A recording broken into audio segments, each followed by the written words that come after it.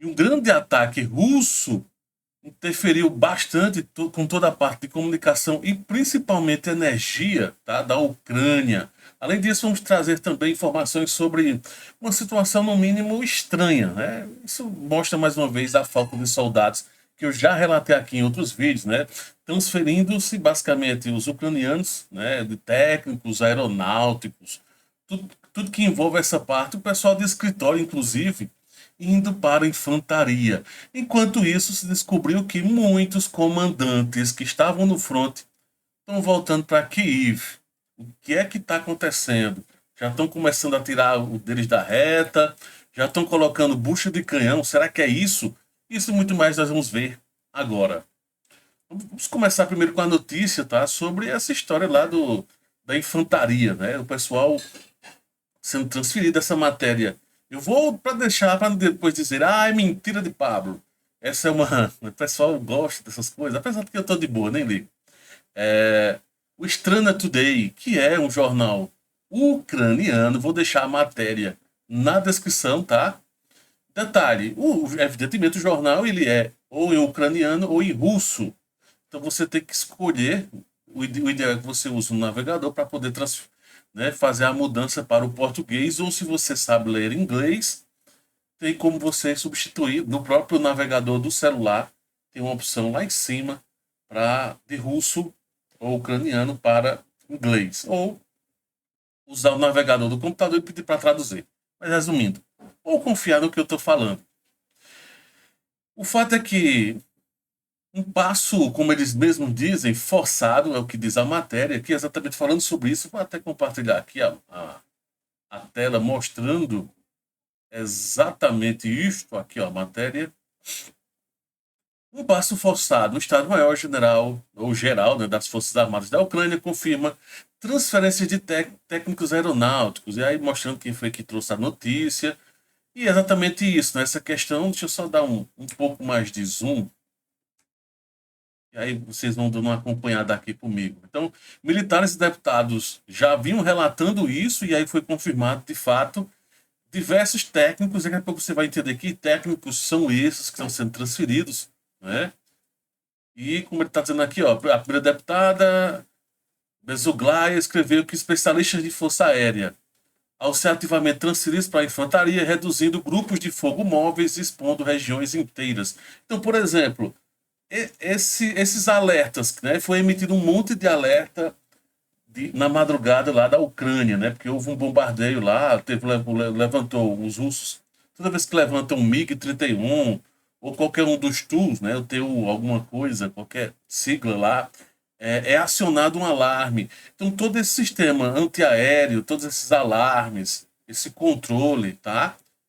De onde é que está vindo drone, todas essas questões, são esses técnicos que são especialistas nisso. Esses técnicos, junto com mecânicos e outros especialistas, né, aqueles especialistas mais sem treinamento militar, mais de sobrevivência e coisas do tipo, estão indo para a infantaria, estão indo para a bucha de canhão. Tá? Então isso vem sendo relatado, né, exatamente por ela, né, que foi quem fez as primeiras denúncias, a deputada, né? E aí outros deputados também começaram a trazer sobre tudo isso que está acontecendo, dizendo exatamente isso. Técnicos e mecânicos da aeronave são recrutados para a infantaria, mas também aqueles que detectam alvos aéreos ou ensinam como identificá-los. Então até os professores da parte mais acadêmica, né, da academia, da academia da Força Aérea, estão entrando no bolo, estão indo para a infantaria, tá? E aí começa a mostrar vários vídeos do pessoal, né, mostrando, já foram levados 250, planejando levar mais 250. E aí, como sempre, como tem ocorrido, sem treinamento, né? O pior de tudo, sem treinamento. Se com treinamento já seria ruim, sem treinamento. Né? E aí, exatamente isso que mostra. Ó, certas categorias de pessoal da Força Aérea, bem como outros ramos, porque entenda que Força Aérea não significa só avião, só jato. Existe toda uma infraestrutura que é necessária, tá? Para funcionar. Os embaralhadores de sinais de GPS é um outro exemplo, e tantas outras coisas que estão por trás disso, tá? Então o pessoal está indo para a linha de frente. Faltando soldado, mais uma vez confirmando o que já vem sendo dito, que de fato é isso que vem ocorrendo e ficam, né? Inclusive, é, deixa eu pegar aqui a parte que é importante aqui. Recordemos que no final de dezembro, a deputada, né, Bezoglaia, continuou a prática de transferência de médicos militares das forças de defesa e artilheiros para a infantaria. Que é aquilo? Imagina só, os caras são especialistas numa área, então deveria ter essa função. Precisam de retaguarda. E artilheiros da infantaria precisam também, os artilheiros. Não tá na infantaria, né? De punho. Lógico que todo mundo tem que estar com arma e tudo, mas enfim. Então começam a forçar o geral ir para a infantaria. E o pior, daqui a pouco eu vou mostrar, dar uma panorâmica geral, né? Com tudo que está acontecendo. E você entender que estão realmente sendo bucha de canhão, sendo literalmente, infelizmente, indo para o abate, tá? Indo para caldeirões. E aí começa, né, Zelensky dizendo aqui, decretou que proibia a transferência de médico para a infantaria, tentou, né, contornar a situação, mas aí é uma situação bem crítica neste momento. O que nós temos mais? No front, tá? Perceba que o mapa está aceso de coisas que aconteceram na madrugada, né? Ontem à noite, na live das 18 horas, eu já deixei o recado. Olha, tá muito calmo, prepare-se que vem bronca por aí, né? Vem algum lançamento por parte russo, porque estava uma certa calmaria. E dito e feito. Então, foi lançado voos dessa área aqui, ó, pelo menos três áreas, tá? Foram enviados duas áreas com aviões. Então, por exemplo, aqui nessa região, 7 bombardeiros Tu-22M3 subiram, né?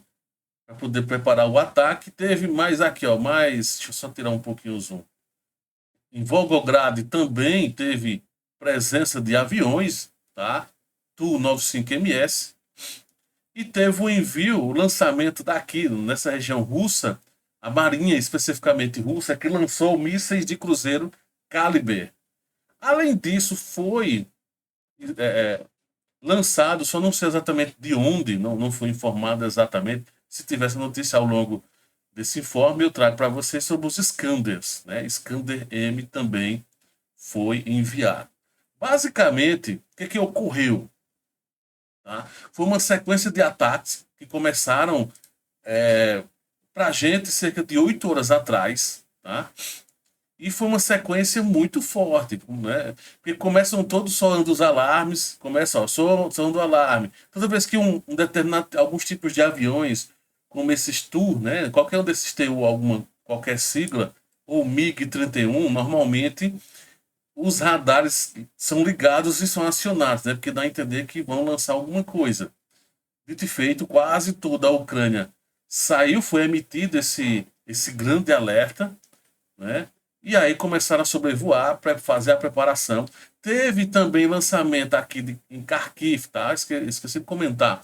Os dois mísseis de cruzeiro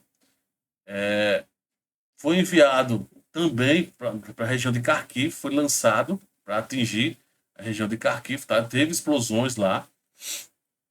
Porque assim, vão chegando as informações, nem todos os lugares vão informando. Percebam que o ataque russo também se concentrou, ó, muito nessa região do Oblast de Lviv, em toda essa região para cá, que são infraestruturas principalmente voltadas para a eletricidade, tá? Então, toda essa infraestrutura, normalmente infraestrutura de retaguarda ocidental, né? A OTAN também é uma região de passagem, né? E que normalmente às vezes tem até técnicos OTAN e de outros países presentes aí nas proximidades. Então foi chegando uma sequência de relatos de acontecimentos de muitas explosões, né? Evidentemente, o sistema antiaéreo ucraniano funcionou. No informe oficial dos ucranianos, deixa eu até pegar aqui o informe. Normalmente raramente eles fazem isso, que até eu vou mostrar aqui. Cadê? Que tá aqui, achei o informe. Ó, no informe, primeiro eles mostram a imagem, né? E normalmente eles mostram o seguinte: a defesa aérea ucraniana bateu 23 dos 27. Normalmente eles nunca dizem quantos de quanto, né? Dessa vez disseram. Não é comum. Então disseram que abateram 23 dos 27 mísseis, os mísseis de cruzeiro KH-101.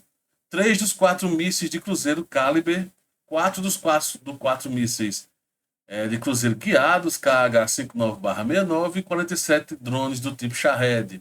A Rússia também lançou 7 mísseis de cruzeiro KH-32 e um míssil balístico Iskander-M. Se eles dizem isso, que a Rússia lançou, e eles não falam sobre interceptação, então é porque a Rússia atingiu o alvo. E também 47 drones do tipo Shahed. Assim, lógico, uma quantidade grande deles atingiram o alvo. É aquilo que eu falei, foram alvos. Quando é só Shahed, o sistema antiaéreo ucraniano funciona muito bem, até pela velocidade desses projéteis, né? desses equipamentos. Mas quando se refere a Iskander, o KH-59, os mísseis de cruzeiro, né? a KH-32, tudo isso faz com que seja mais difícil interceptar. E assim aconteceu, então, muitas áreas, destruição, sim, tá? Já foi amanhecendo o dia, né, que o ataque foi mais forte. E o que é que acontece aqui? Deixa eu só dar uma passada aqui geral, se você tem mais alguma outra coisa importante e relevante. Lvov, Lviv, eu já passei, deixa eu ver o que mais. Apagões preventivos que foram executados. Regiões de Dnipropetrovsk também sem energia. O que mais que temos de importante e relevante? Teve a Federação Russa tentou atingir uma instalação de armazenamento de gás na região de Lviv. Apenas equipamentos terrestres foi danificado. A instalação de armazenamento de gás está operacional. Então, um dos alvos também era local de armazenamento de gás, né? E essa é a situação. Sobre os avanços, vamos lá agora falar sobre os avanços em tropas, né, do leste. O que acontece? Como sempre, há um avanço, aquilo que eu tinha falado do Caldeirão, né? Eu já trouxe em live, tá? Depois você pode acompanhar. Mas estão surgindo cada vez mais esse tipo de situação aqui, como em Kurakovo, né? A oeste de Kurakovo. Só lembrando que aqui em Shevchenko, os russos avançaram, praticamente dominaram, houve uma resistência ucraniana, e depois os russos de novo agora fizeram na madrugada um novo, se expeliram aqui. Então essa região está um grande combate. Detalhe, os russos estão recebendo muito combate de Andrivka, apesar de que eles não vão fazer um enfrentamento frontal. Isso é só uma questão de fechar a logística para fechar, né, como eles costumam dizer, para fechar o caldeirão.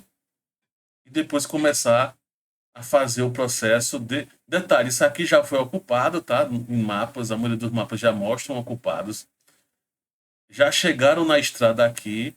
Então a ideia é avançar nesse sentido, fazer o cerco aqui em Dakni também, fazer um caldeirão dentro de outro caldeirão, para ficar praticamente impossível a retirada desses soldados, né, eles se retirarem aqui dessa região que está aqui, tá? Então essa é a situação, assim como ocorre em outros tantos locais também, como por exemplo em Velika Novozilka, houve um avanço também das tropas russas daqui nesses vilarejos laterais, avançaram, conquistaram, tá? E vão ocupar. Eu até estava vendo o informe e tem aumentado consideravelmente a quantidade de... Vou mostrar aqui no Stravna, mostrando exatamente isso que eu comentei, né? Shevchenko houve um avanço, depois um pequeno recuo. Em Chassovoy e Ar capturaram mais um distrito, um pequeno distrito, então bairro a bairro, tá? Lá tá um avanço rua por rua, tá aqui o informe que eu já trouxe para vocês do ataque, teve algumas postagens mostrando em várias áreas, né, pequenas destruições, não parte mais urbana, e os alvos principais russos eles não estão mostrando, né, no caso os ucranianos não mostraram hoje, que é de ontem para hoje o dia 1057 deste conflito, tá bom? Vou mostrar só mais um outro mapa aqui. O pessoal estava me perguntando sobre Kursk.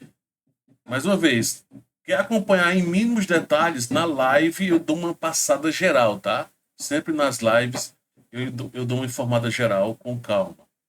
Como eu tinha dito aqui, ó, em chassi, Jasofoi, né, IA, tem avançado, eu expliquei na live já, volta lá, né, dê uma olhada com calma, ou assiste hoje às 18 horas, como é que normalmente vai ser esse avanço aqui da tropa, eu dou uma detalhada, possíveis caminhos, baseado no modus operandi, evidentemente, russo, como eles têm agido.